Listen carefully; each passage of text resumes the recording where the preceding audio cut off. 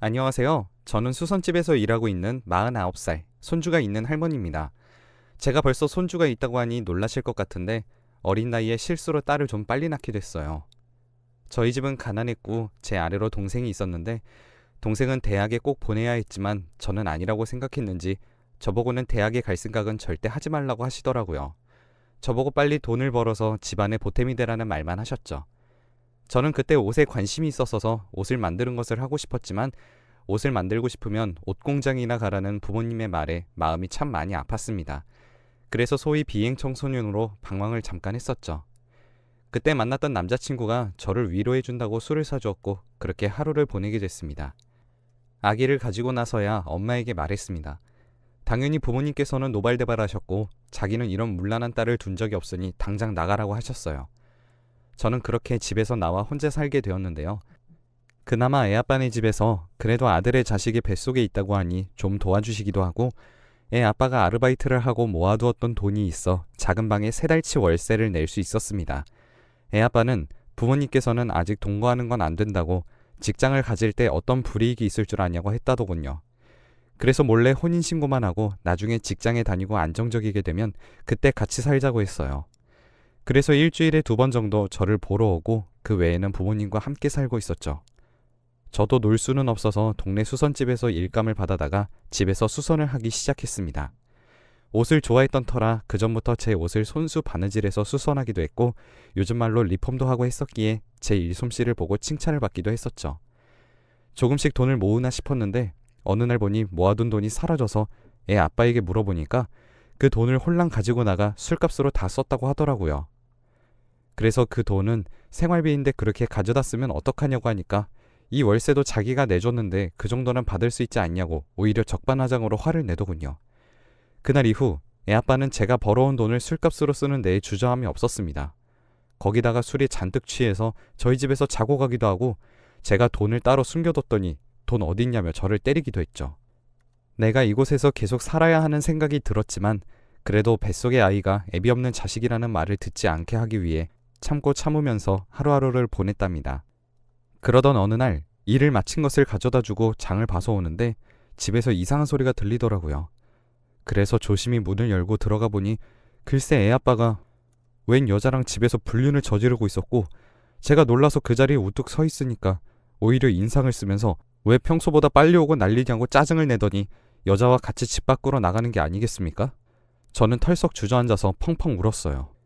임신만 하지 않았어도 이렇게까지 비참하진 않았을 거란 생각과 함께 뱃속의 아이까지 미워지더라고요. 배를 감싸쥐고 아이에게 미안하다 말하면서 펑펑 울었습니다. 그런데 그날 이후로 애아빠가 집에 들어오질 않더라고요. 그렇게 시간이 흘러 애아빠가 저를 버렸다는 걸 알게 되었습니다.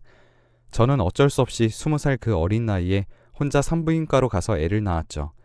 병원에서 아이를 낳고 누워있는데 다른 침대에는 남편들이 와서 고생했다고 하기도 하고 엄마가 와서 맛있는 것들을 챙겨주기도 하는 모습을 보니 또다시 눈물이 나더군요. 한참을 울고 나서 전 아이를 안고 엄마가 몸이 부서지더라도 모자람 없이 살 수 있도록 열심히 하겠다고 마음속으로 다짐했습니다. 병원에서 나와 다시 일감을 받아 일을 하고 있는데 애아빠의 어머니께서 찾아오셨어요. 저는 애아빠가 돌아오지 않는다고 도대체 어디에 있냐고 물어봤는데 냉정한 목소리로 저에게 혼인신고를 너무 서둘렀던 것 같다고 하면서 종이 한 장과 봉투 하나를 내미시더라고요. 종이는 바로 이혼서였습니다. 여기에 도장만 찍어주면 이 봉투 안에 있는 돈을 주겠다고, 이 돈이면 그래도 어디 가서 새로 출발을 할 수 있을 거라면서 아들 앞에 안 보였으면 좋겠다고 하시는 겁니다. 저는 어떻게 사람이 이럴 수 있는지, 제 자식인데도 이렇게 마냥 버릴 수 있는 것인지 가슴이 죄어오더군요. 그리고는 딸을 낳은 것 같은데 필요는 없지만 원한다면 자기네들이 데려가서 키우겠다고 합니다. 저는 딸을 보내고 싶지 않아 제가 키우겠다고 했어요. 그러자 미련 없이 그러라고 하시더라고요. 저는 저 집안이 미워서라도 이혼 도장을 찍어주고 싶지 않았지만 그렇지 않으면 아이와 함께 살기 힘들 것을 알기에 어쩔 수 없이 도장을 찍고 돈을 받았습니다. 그리고는 그 동네를 떠나서 다른 동네로 와 자리를 잡았죠.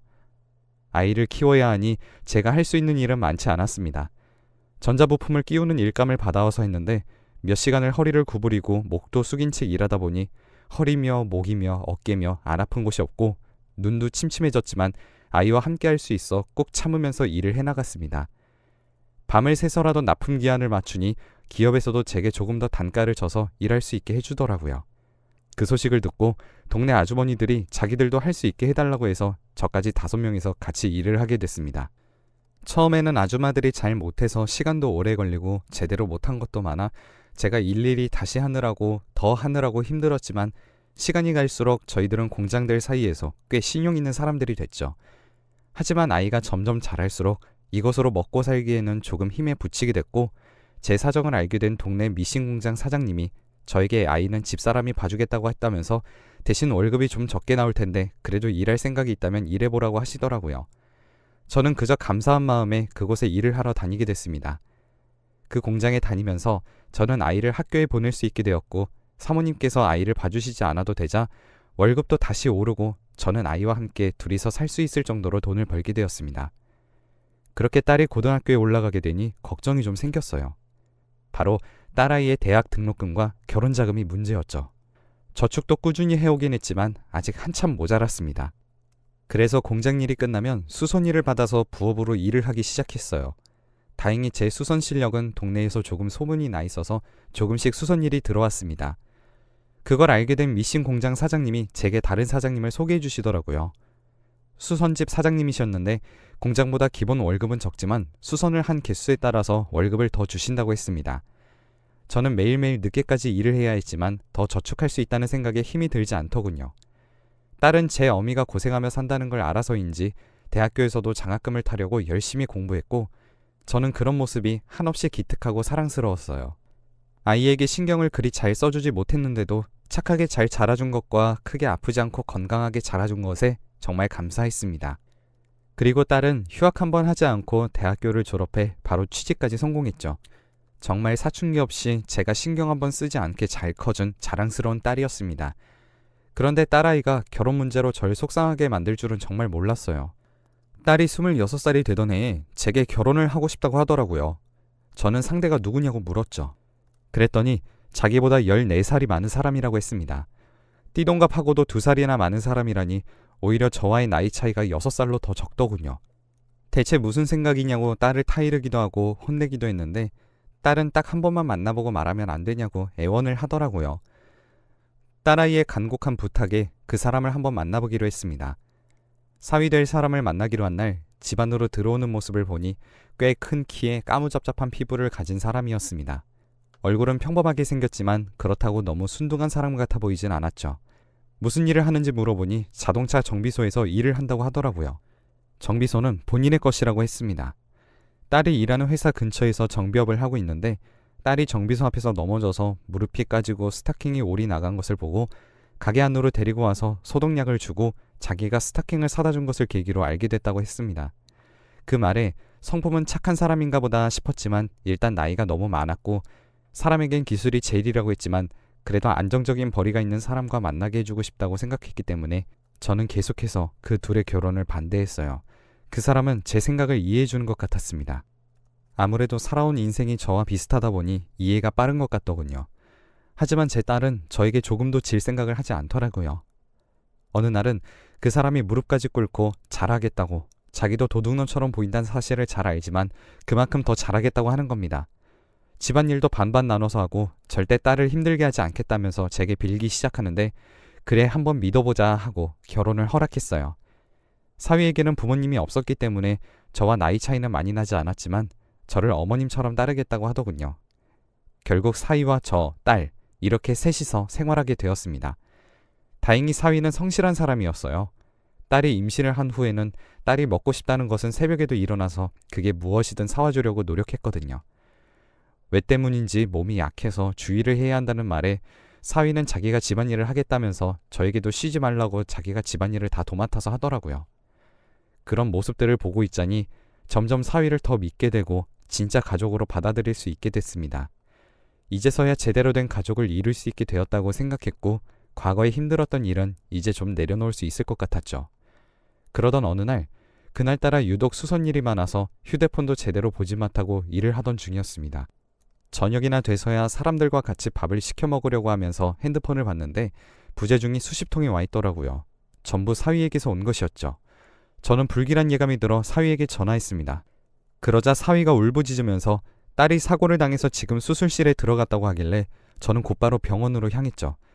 수술실 앞에서 사위가 눈물을 흘린 채 앉아 있었습니다. 얼마나 운 것인지 눈이 퉁퉁 부어 있더라고요. 대체 무슨 일이냐고 물어봤습니다. 딸아이가 딸기가 먹고 싶다고 해서 같이 과일 가게로 향하고 있는데 가는 길에 아이들이 뛰어오느라 제 딸아이를 못 봤는지 제 딸아이를 밀쳤다고 했습니다.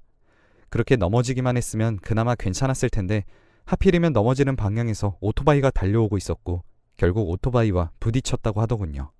그때 딸아이는 정신이 있었다고 했습니다. 그런데 일어나서 걸으려는 순간 갑자기 풀썩 주저앉았다고 해요. 그리고는 걸을 수가 없다고 다리에 힘이 들어가지 않는다고 눈물을 흘리더니 그대로 기절을 했다고 합니다. 병원에 와서 보니 부딪히면서 내부에 출혈이 생겼고 그게 신경을 누르고 있어서 다리가 안 움직이는 것 같다고 하며 신경이 미약하게 손상을 받긴 했지만 재활운동을 잘 한다면 다시 걸을 수 있을 것이라고 했죠. 저는 저도 모르게 바닥에 주저앉아 버렸어요. 딸아이가 잘못된 것이 아니란 것에 대한 안도감 때문이었죠. 정말 그때의 심정은 다시 느끼고 싶지 않습니다. 그렇게 아이가 수술을 하고 나왔는데 의사의 표정이 좋지 않더군요. 저와 사위는 혹시 수술이 잘못된 건 아니냐고 물었습니다. 그런데 수술은 잘 됐다고 했어요. 하지만 산모에게 스트레스가 너무 심했던 것인지 유산하게 됐다고 하더라고요. 몸이 약해 어떻게 될지 몰라 더 조심하고 더 소중했던 아기인데 유산했다는 사실을 알면 딸아이가 어떻게 될지 생각만 해도 아찔했죠. 하지만 일단 살아서 다행이었고 아이야 또다시 가지면 된다는 생각을 했지만 딸아이는 그게 아니었나 보더라고요. 정신을 차리고 딸아이는 제일 먼저 아이를 찾더라고요. 유산됐다는 말에 꿈이 사실이었냐면서 아이가 기어가는데 아이를 안아주려 아무리 쫓아가도 아이가 잡히지 않았다고 펑펑 울어댔습니다. 사위도 다시 노력해보자고 했지만 도무지 울음을 그치지 못하더라고요. 방금 딸을 잃었으면 어쩌나 하는 심정으로 병원에 왔었기에 딸의 심정을 너무 잘 알 수 있었어요. 딸아이는 그렇게 하루 종일 운 뒤에 식욕도 잃은 채로 병원 침대에 누워 하늘만 바라보고 있었습니다. 다음 날도 그 다음 날도 멍하니 앉아만 있었죠. 겨우겨우 입에 음식을 넣고 휠체어에 태워 바깥 공기도 쐬게 해주고 심지어는 이 엄마도 자식을 잃게 할 거냐고 화도 내봤지만 딸아이는 도무지 제정신을 차리지 못하더군요. 하루하루 말라가고 근육이 줄어들어 차마 눈물 없인 볼 수 없을 모습이 되었습니다. 거기다 설상가상으로 사위는 점점 더 병실에 오지 않게 됐어요. 전에 저에게 있던 일이 생각나 덜컥 겁이 났죠. 그런데 어느 날 사위가 저를 불러내더군요. 그리곤 제가 어떤 미친 짓을 하더라도 장모님께서 저를 꼭 좀 믿어주셨으면 좋겠다고 하면서 며칠 뒤부터 일을 벌릴 거라고 하더군요. 저는 그동안 사위가 딸에게 했던 것을 생각해서 믿어주겠다고 했습니다. 그리고 며칠 뒤 딸의 병실을 찾아갔는데 딸이 비명을 지르는 소리에 깜짝 놀라서 병실 안으로 들어갔습니다.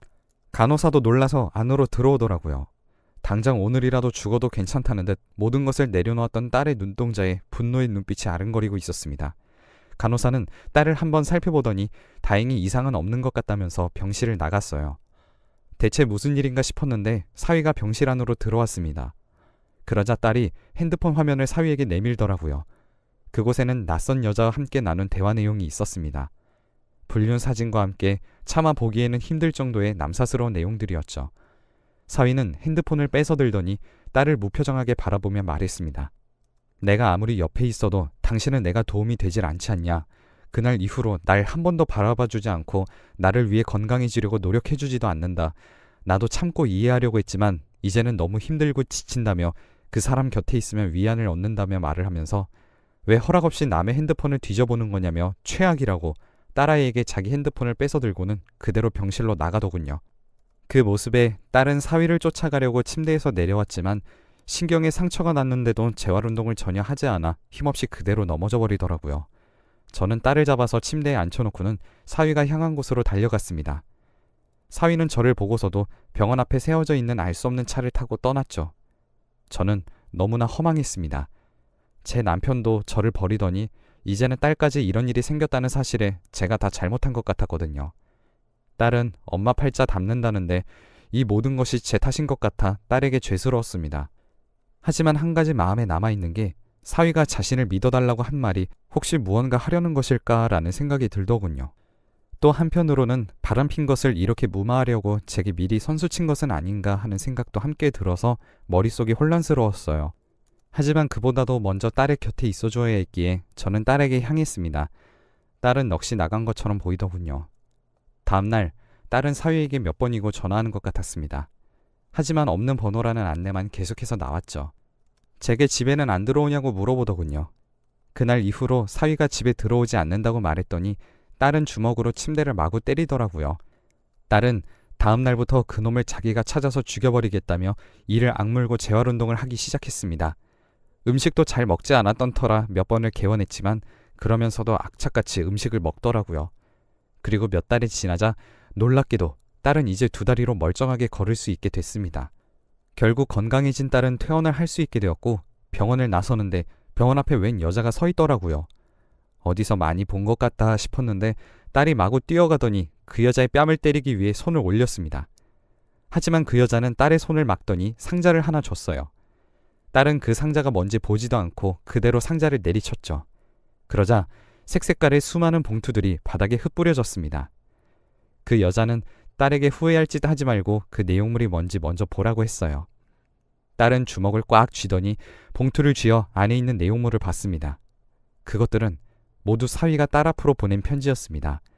하루에 한 통, 못해도 3일에 한 통 되는 편지들은 일기처럼 그날 자기가 무엇을 했으며 건강이 빨리 나아지길 바란다고 아이는 또 만날 수 있을 거라는 딸을 다독이는 편지였어요. 딸은 대체 이게 무슨 상황인가 알 수 없어 그 여자를 바라보았습니다. 알고 보니 그 여자는 사위가 새들었던 곳 주인집의 딸이라고 하더군요.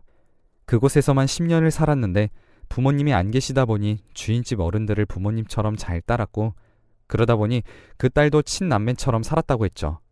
그런 오빠가 어느 날 갑자기 찾아와서는 도와달라고 눈물을 흘리는데 자기 남편이 절대 안 된다고 말리는 것을 무릎까지 꿇고 도와달라고 하는 통에 어쩔 수 없이 도와주었다고 했습니다.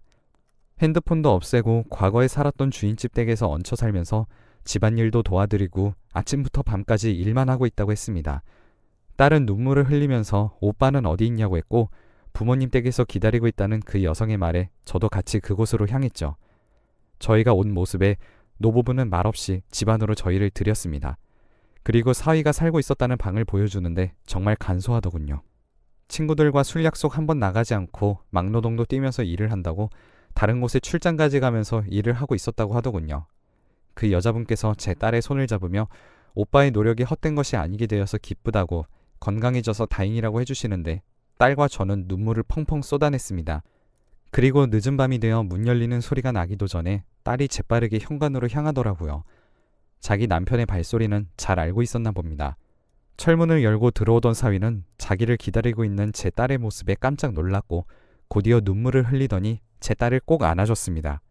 그러면서 미안하다고 마음을 힘들게 해서 미안하다고 말을 하며 제 딸에게 사과를 하더군요. 그 모습을 보고 있자니 사위는 제게 믿어달라고 먼저 말을 해줬음에도 불구하고 오해만 했던 제가 그렇게 어리석을 수가 없고 미울 수가 없었습니다. 그 다음 날부터 저희는 함께 살았던 곳으로 돌아와 다시 셋이서 오손도손 살게 되었어요. 저는 결혼에 실패했지만 딸아이는 정말 좋은 사람을 만난 것 같아 다행이네요. 딸아이는 임신을 하면 또 위험해지진 않을까 걱정하는 것 같지만 사위가 좋은 사람이니 사위를 믿고 또 자식을 가지려 노력하는 것 같습니다. 그 언젠가 예쁜 손주, 손녀들로 이 집이 떠들썩해지는 날이 있겠죠. 제 사연은 여기까지입니다. 들어주셔서 감사해요.